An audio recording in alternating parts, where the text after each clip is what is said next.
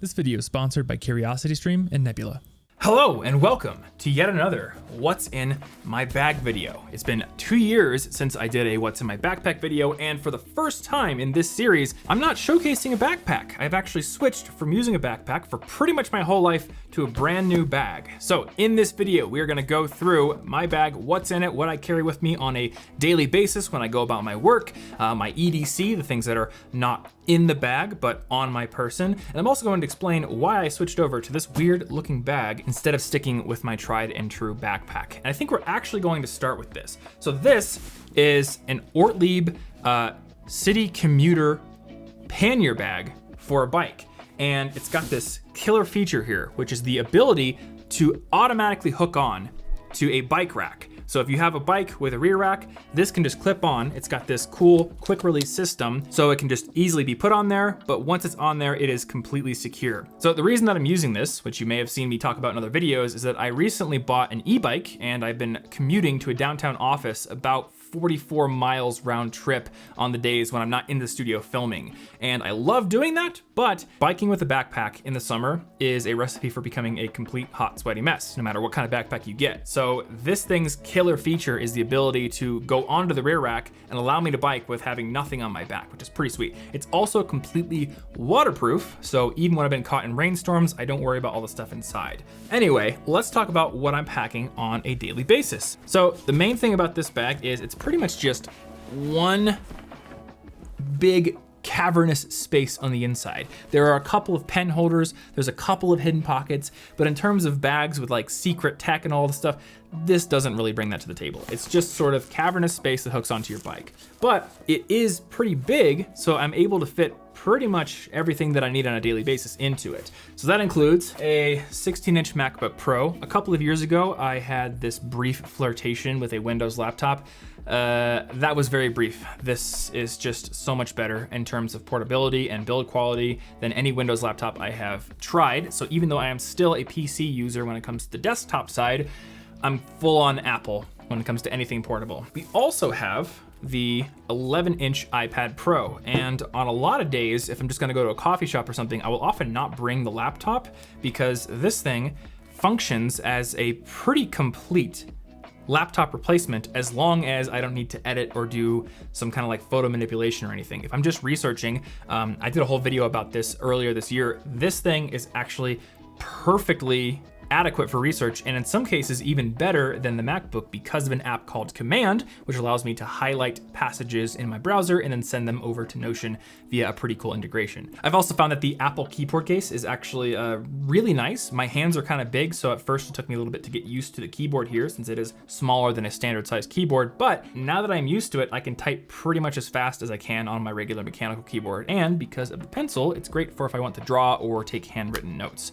I don't do that too often, but sometimes I'll get an idea for a diagram that I want to sketch out, and the iPad is absolutely the device for that. Next up, we have a couple of books.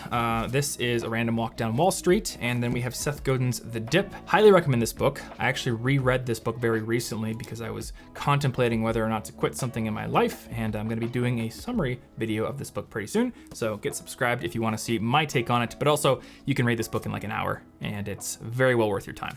Next up, we've got trusty wireless headphones. And I'm actually in the process of testing new wireless headphones because my trusty Bose QC35s are starting to die and there are newer ones on the market. So these are the Apple AirPods Max, and I'm currently testing these, and then I will be testing the Sony XM4s and the Bose 700. And I'm gonna do a whole video about those and basically give you my opinion on which one's best. So again, get subscribed if you wanna see that in the future. These are pretty annoying when it comes to the case. This case is absolutely ridiculous. It baffles me. Why did they design it this way? But gotta say, the sound so far is pretty stellar. So even though these are goofy and expensive, they are definitely a contender. And I'll give you my full opinion when I test the other ones and get my whole verdict sorted out. Now, one thing that I mentioned in my last backpack video is that I always have a folder. This one has a Saturn made out of pizza with a metal ring. I'm not sure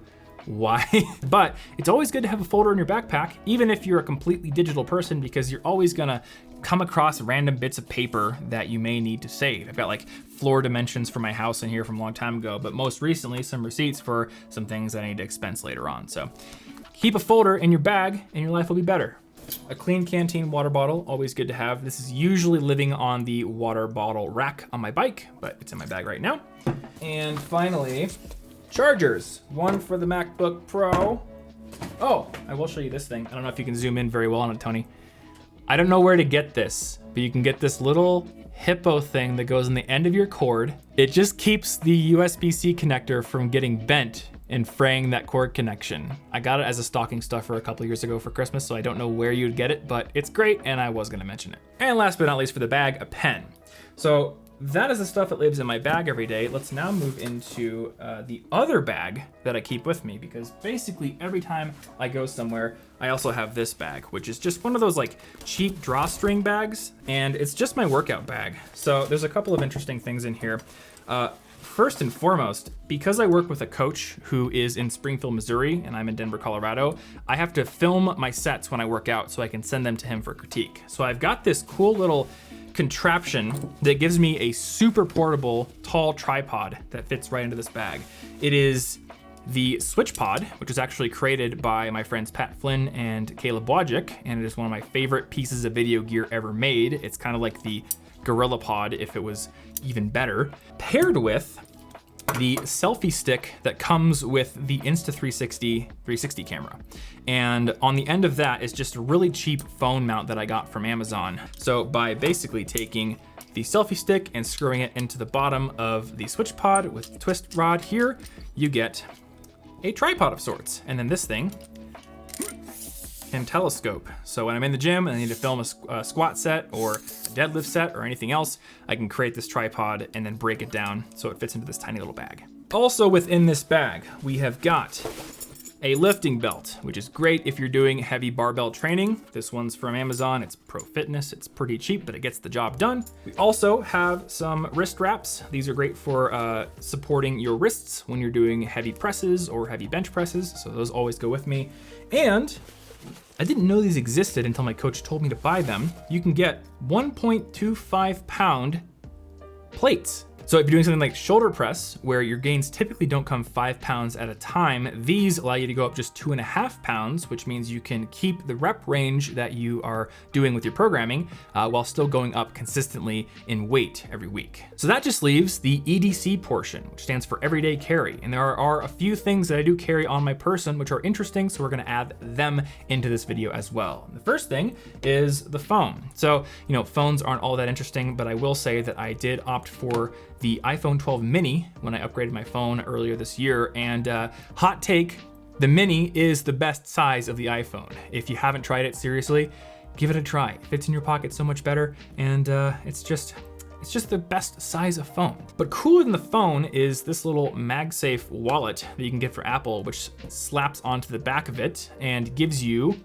the ability to carry 1 or 2 credit cards on the back of your phone. But what I've actually got in the back of my wallet is probably the coolest thing in this video. It's this thing called the Pocket Tripod. So it looks like a credit card. It is about the thickness of maybe 1.5 credit cards.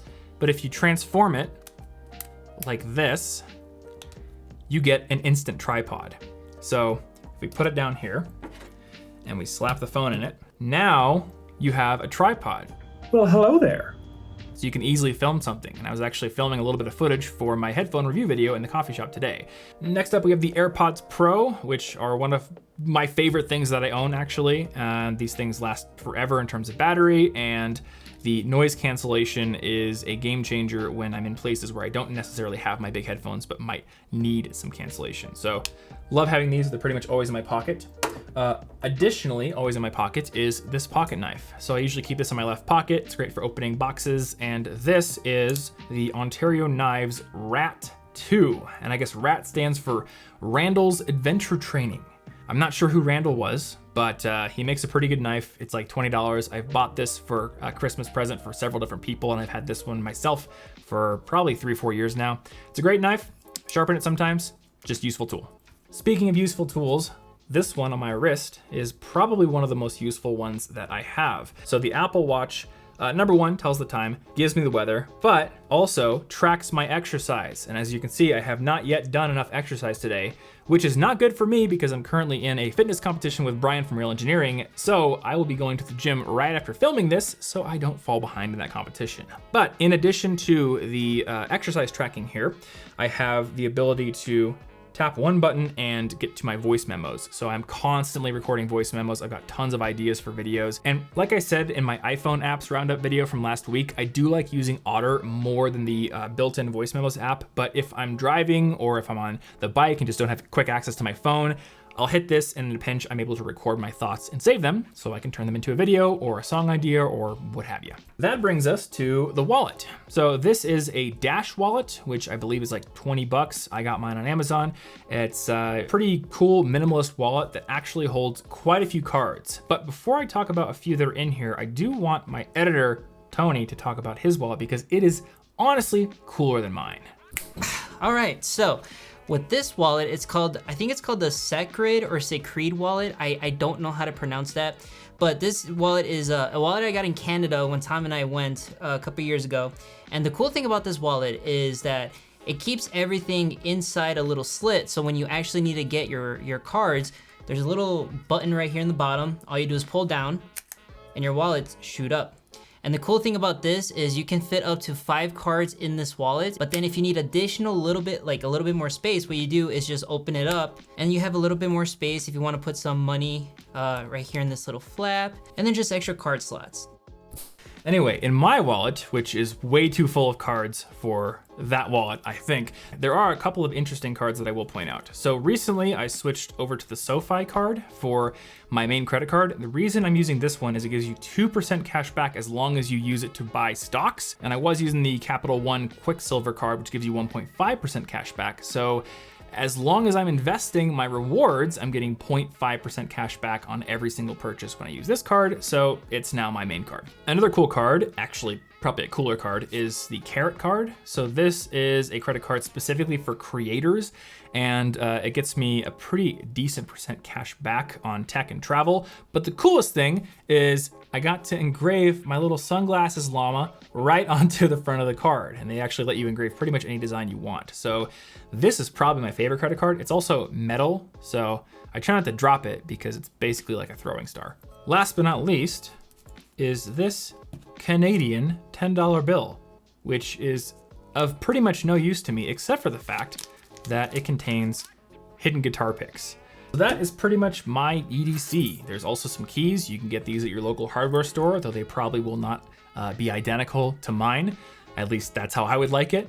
And I know I kind of rushed through everything in this video. So over on Nebula, I actually have a collab with my friend Ali Abdal where each of us go through our daily gear in more detail, and that is live on Nebula now. So if you want to get that video plus ad-free versions of my YouTube videos before they go live here on YouTube, you are going to want to get on Nebula. If you haven't heard about it, it is a streaming service that I built with some of my awesome creator friends. Brian from Real Engineering, Sam from Wendover Productions, Marques Brownlee from MKBHD, and tons of other creators that you know and love. On Nebula, you get ad-free versions of our videos before they go live here on YouTube, but you also get exclusive videos that are only on Nebula. And that is because Nebula is a platform that we, the creators, actually own. And that allows us to experiment and branch out from our normal content bubbles, which makes Nebula the best place to follow my content along with the content from tons of other great creators. And the best way to get Nebula is actually to get CuriosityStream, because we have teamed up with the folks over at CuriosityStream to offer a bundle where when you use the link in the description down below, you get a full year of both CuriosityStream and Nebula together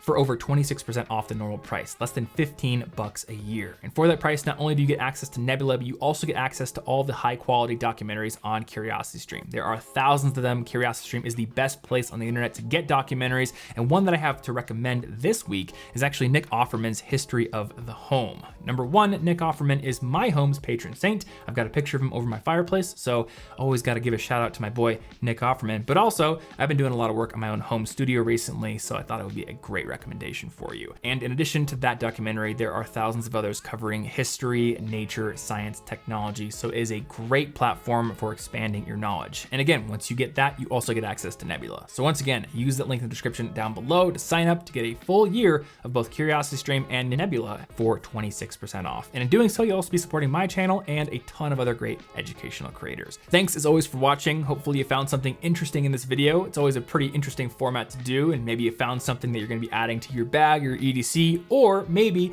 I convinced you to try biking to work or biking to school or wherever you have to go, because that's something that I'm pretty passionate about, getting more people to bike and drive less often. Anyway, thanks again for watching, and I will see you in the next video. Stay cute.